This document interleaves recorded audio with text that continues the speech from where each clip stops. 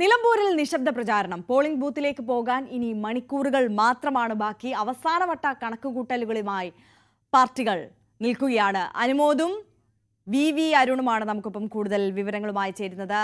ആദ്യം CV അനുമോദിലേക്കാണ് നമ്മൾ പോകുന്നത്. അനുമോദിലേക്ക് നമുക്ക് എത്താം. എന്തായാലും അനുമോദ, ഗുഡ് മോർണിംഗ്. 3 ആഴ്ചകൾ നീണ്ട പ്രചാരണം. നമ്മൾ ഓരോ ദിവസവും ഓരോ വിവാദങ്ങൾ ചർച്ച ചെയ്ത നിലമ്പൂർ മണ്ഡലം, അവിടെ ഒരുപാട് സംവാദങ്ങൾക്കും വാക്പോരിനും വിവാദങ്ങൾക്കും ഒക്കെ നമ്മൾ സാക്ഷ്യം വഹിച്ചു. അവസാനം ഒരു വർണ്ണാഭമായ കലാശക്കൊട്ടോടുകൂടി ആ പ്രചാരണം അവസാനിച്ചിരിക്കുകയാണ്. ഇന്ന് നിലമ്പൂർ നിശബ്ദമാണ്. പക്ഷേ അവസാനവട്ടം കാണാൻ പറ്റുന്നവരെയൊക്കെയും നേരിട്ട് കണ്ട് വോട്ടുറപ്പിക്കാനുള്ള ഓട്ടത്തിലാകും ഇന്നും സ്ഥാനാർത്ഥികൾ, അല്ലേ?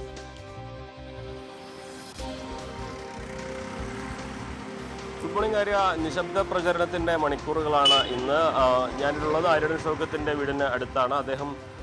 അദ്ദേഹത്തിന്റെ നിശബ്ദ പ്രചരണത്തിനായി ഇപ്പോൾ തന്നെ പുറപ്പെട്ടു കഴിഞ്ഞിട്ടുണ്ട്. അദ്ദേഹം ഇന്ന് പോകുന്നത് മുണ്ടേരി മേഖലയിലെ തെരഞ്ഞെടുത്ത സ്ഥലങ്ങളിലാണ്. ആദിവാസി ഉന്നതികളിലും അതുപോലെ തിരഞ്ഞെടുത്ത സ്ഥലങ്ങളിലുമാണ് അദ്ദേഹം പോകുന്നത്. ഉച്ചയ്ക്ക് 1 മണി വരെ അത്തരത്തിലുള്ള പ്രചാരണമായിരിക്കുമെന്നാണ് അറിയിച്ചിട്ടുള്ളത്. അല്പസമയം മുമ്പ് പോകുന്നതിന് മുൻപ് അദ്ദേഹം മാധ്യമങ്ങളോട് സംസാരിച്ചിരുന്നു.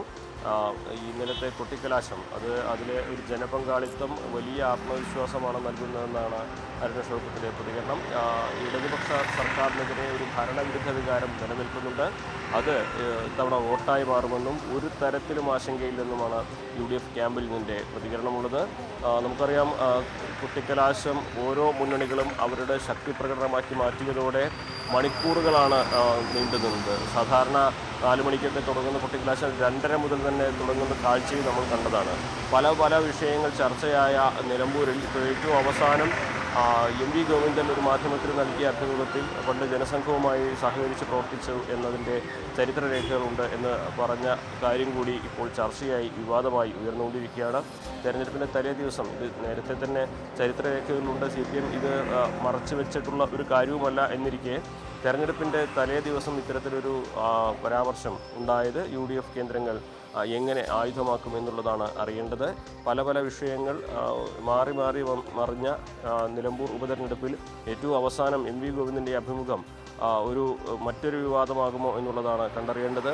എന്നാലും ഇവിടെ നേതാക്കളൊക്കെ തന്നെ ഇതിനോടകം തന്നെ മണ്ഡലത്തിൽ നിന്നും ജില്ലയിൽ നിന്നും പോയിട്ടുണ്ട് ഇന്നലെ രാത്രിയോടെ. അതുകൊണ്ട് തന്നെ പ്രതികരണങ്ങൾ നമുക്ക് ഏതെല്ലാം മേഖലയിൽ നിന്നും വരും എന്നുള്ളതും കണ്ടു തന്നെ അറിയേണ്ടതാണ്. ഇന്ന് വൈകുന്നേരം വരെ നിശബ്ദ പ്രചരണത്തിൻ്റെ മണിക്കൂറുകൾ. നാളെ രാവിലെ 6 മണി മുതൽ പോളിംഗ് ബൂത്തിലേക്ക് നിലമ്പൂർ ജനത എത്തിച്ചേരുന്നു. ഇനി ഈ ഒരു ഉപതെരഞ്ഞെടുപ്പിൻ്റെ ഫലം 23-ാം തീയതി വരുന്നത് വരേക്ക് രാഷ്ട്രീയ കേരളത്തിന് കാത്തിരിപ്പാണ്. കാരണം 2026 നിയമസഭാ തെരഞ്ഞെടുപ്പിലേക്കുള്ള ഒരു ചൂണ്ടുപലക കൂടിയായിട്ടാണ് നിലമ്പൂർ ഉപതെരഞ്ഞെടുപ്പിനെ കാണുന്നത്. ഒട്ടേറെ രാഷ്ട്രീയ പ്രാധാന്യമുണ്ട് ഈ ഒരു തെരഞ്ഞെടുപ്പിന്. ആ സാഹചര്യത്തിൽ എന്തായിരിക്കും നിലമ്പൂരുകാർ വിധി എഴുതുക എന്നുള്ളതാണ് ഇനി അറിയേണ്ടത്. അതെ, അനുമോദ് ഇപ്പോൾ സൂചിപ്പിച്ചതുപോലെ തന്നെ നിലമ്പൂരിന്റെ മനസ്സിൽ എന്താണ് എന്നുള്ളത് നമുക്ക് 23-ാം തീയതി അറിയാൻ കഴിയും. നാളെ പക്ഷേ ആ വിധി എഴുത്താണ്. അതിനുള്ള ഒരുക്കങ്ങൾ ഏത് തരത്തിലാണ് പുരോഗമിക്കുന്നത്? ഈ പോളിംഗ് സാമഗ്രികളുടെ വിതരണം എപ്പോൾ ആരംഭിക്കും അനുമോദ്?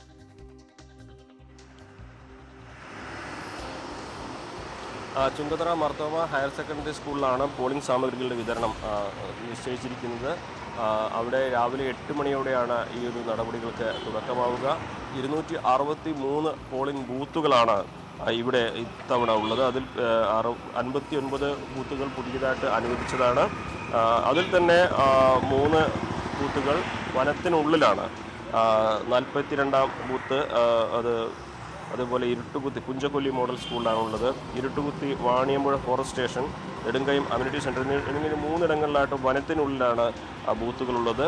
അതിൽ തന്നെ 7 മേഖലകളിലായി 11 പ്രശ്ന സാധ്യതാ ബൂത്തുകളും ഉണ്ട്. 14 ക്രിട്ടിക്കൽ ബൂത്തുകളും ഈ ഒരു ഉപതെരഞ്ഞെടുപ്പിൽ നിലമ്പൂർ കോൺസ്റ്റിറ്റ്യുവൻസിയിലുണ്ട്. 315 വോട്ടിംഗ് യന്ത്രങ്ങളും 341 VVPAT യന്ത്രങ്ങളുമാണ് ഈ ഒരു പോളിംഗിനായിട്ട് വിതരണം ചെയ്യുന്നത്.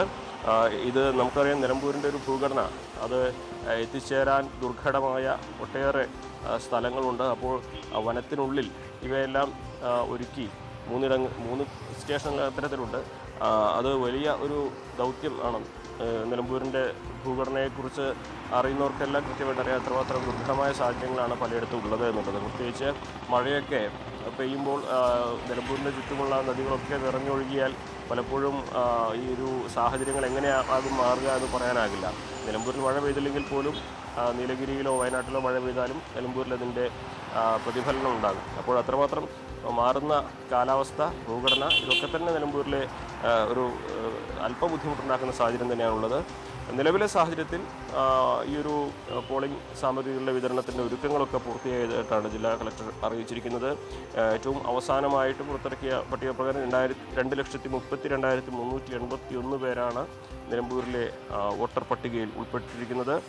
അതിൽ തന്നെ 7,787 പേർ പുതിയ വോട്ടർമാരാണ്. അതൊരു പ്രധാനപ്പെട്ട കാര്യമാണ്. 7,000-ലേറെ പുതിയ വോട്ടർമാർ മണ്ഡലത്തിലുണ്ട്. അവരുടെ തീരുമാനം അതെന്താകുമെന്നുള്ളത് വളരെ പ്രധാനപ്പെട്ടതാണ്. ഒരുപക്ഷെ ഈ ഒരു ജനവിധി ഇഞ്ചോടിഞ്ച് പോരാട്ടം നടക്കുന്ന നിലമ്പൂർ മണ്ഡലത്തിൽ പുതിയ വോട്ടർമാരുടെ മനസ്സ് ആർക്കൊപ്പം നിൽക്കുമെന്നുള്ളതും ഏറ്റവും പ്രധാനപ്പെട്ട ഒരു കാര്യമാണ്. എന്നാണെങ്കിലും നിലമ്പൂർ ഇനി മണിക്കൂറുകൾ മാത്രം പോളിംഗ് ബൂത്തിലെത്താനിരിക്കെ ഒരുക്കങ്ങളൊക്കെ തന്നെ എല്ലായിടത്തും പൂർത്തിയായി കഴിഞ്ഞിരിക്കുന്നു. മാറി മാറി വരുന്ന വിവാദങ്ങളിൽ അവസാന മണിക്കൂറുകളിൽ ജനമനസ്സിനെ സ്വാധീനിക്കുന്ന എന്തെല്ലാം കാര്യങ്ങൾ ഉണ്ടാകുമെന്നുള്ളതാണ് ഇനി കണ്ടറിയേണ്ടത്. തീർച്ചയായും CV അനുമോദാണ് വിശദാംശങ്ങളുമായി ചേർന്നത്. എന്തായാലും വിധി എഴുതാൻ നിലമ്പൂർ ഒരുങ്ങിക്കഴിഞ്ഞു. നേരത്തെ നമ്മൾ സൂചിപ്പിച്ചതുപോലെ തന്നെ 3 ആഴ്ചക്കാലം നീണ്ടുനിന്ന ശക്തമായ പോരാട്ടം ആയിരുന്നു, പ്രചാരണമായിരുന്നു. ഓരോ ദിവസവും ഓരോ ട്വിസ്റ്റുകൾ, ഓരോ പ്രശ്നങ്ങൾ, വിവാദങ്ങൾ അതൊക്കെ ചർച്ച ചെയ്ത് മുന്നോട്ട് പോയി. ഈ സമീപകാലത്ത് നമ്മൾ ഇത്രത്തോളം ആവേശം നിറഞ്ഞ ഒരു പ്രചാരണ കാലഘട്ടം കണ്ടിട്ടുണ്ടോ എന്ന് ചോദിച്ചാൽ തന്നെ സംശയമാണ്. VV അരുൺ കൂടി നമുക്കൊപ്പം ചേരുന്നുണ്ട്. അരുൺ, എന്തായാലും കണക്ക് കൂട്ടലുകളിലാണ് LDFനും UDFനും ഒരുപോലെ വലിയ വിജയപ്രതീക്ഷ, ആത്മവിശ്വാസം മുന്നിലുണ്ട്.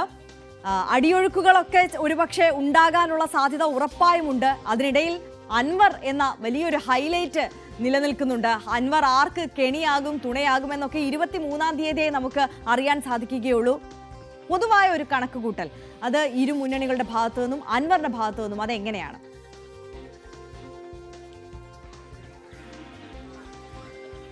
ഏറ്റവും ഒടുവിൽ കൊട്ടിക്കലാശം നൽകിയ ആവേശമാണ് സ്ഥാനാർത്ഥികൾക്ക് മുന്നണികൾക്കും ഉള്ളത്. ഇപ്പോൾ അല്പസമയം നമ്മൾ സംസാരിക്കുമ്പോൾ സ്വരാജ് പറഞ്ഞ അതുമാണ്. നേരത്തെ പല തെരഞ്ഞെടുപ്പുകളും നിലമ്പൂരിലെ കൊട്ടിക്കലാശം കണ്ടിട്ടുണ്ട്. പക്ഷേ അന്നൊന്നും ഇല്ലാത്ത തരത്തിലുള്ളൊരു പ്രവർത്തകരുടെ ഒഴുക്ക്, കടലുപോലെ പ്രവർത്തകർ എത്തിയെന്നാണ് സ്വരാജ് അതിനെ വിശേഷിപ്പിച്ചത്. അങ്ങനെ വലിയ ആവേശം പ്രവർത്തകരിലുണ്ട്. അതുതന്നെയാണ് ഇവിടെ CPMന്റെ ഏറ്റവും പ്രധാനപ്പെട്ട പ്രതീക്ഷയും ഇടതുമുണ്ട് പ്രധാനപ്പെട്ട പ്രതീക്ഷയും. ഒരു പാർട്ടി സ്ഥാനാർത്ഥി, പാർട്ടി ചിഹ്നത്തിലെ സ്ഥാനാർത്ഥി വരുമ്പോൾ ഉണ്ടാകുന്ന ഒരു സ്വാഭാവികമായ ഒരു പ്രതികരണം പാർട്ടി പ്രവർത്തകരിലുണ്ട്. അത് സ്വരാജ് എന്ന സ്ഥാനാർത്ഥിക്ക് ലഭിക്കുന്ന ഒരു സ്വീകാര്യത കൂടിയാകുമ്പോൾ ഈ എല്ലാ രാഷ്ട്രീയ പിന്നാക്കാവസ്ഥകളെ മറികടന്ന് മുന്നോട്ട് പോകാനാകും. പ്രത്യേകിച്ച് UDFന് സ്വാധീനമുള്ള മണ്ഡലം എന്നത് അവർ ശരിവെക്കുന്നു. പക്ഷേ അതൊക്കെ മറികടക്കാൻ തക്ക സ്ഥാനാർത്ഥിയും തക്ക പ്രചരണവുമാണ് നടത്തിയതെന്ന ആത്മവിശ്വാസമാണ് ഇടത് കേന്ദ്രങ്ങൾക്കുള്ളത്.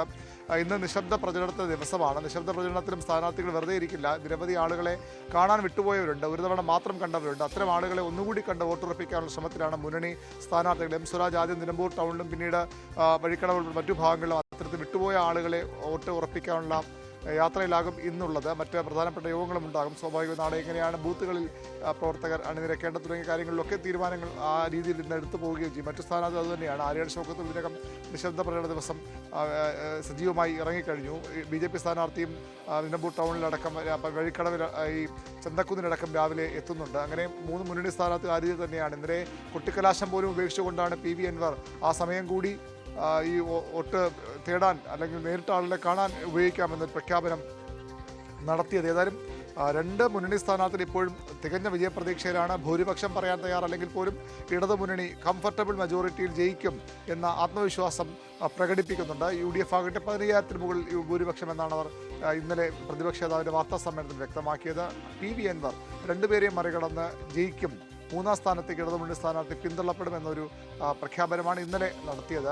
PV അൻവർ പിടിക്കുന്ന വോട്ടുകൾ വളരെ നിർണായകമാണ് താനും. അത് ആർക്ക് ഗുണമാകും ദോഷമാകും എന്ന കാര്യത്തിൽ ഇരു മുന്നണികൾക്കും വ്യത്യസ്ത അഭിപ്രായമുണ്ട്. PV അൻവർ പിടിക്കുന്ന പൂർണ്ണമായും ഇടത് വോട്ടുകളാണെന്ന ഒരു നിലപാടാണ്, ഒരു അഭിപ്രായമാണ് UDF കേന്ദ്രങ്ങൾ പങ്കുവയ്ക്കുന്നത്. കാരണം കഴിഞ്ഞ 9 വർഷവും LDFന്റെ MLA ആയിരുന്നു അദ്ദേഹം.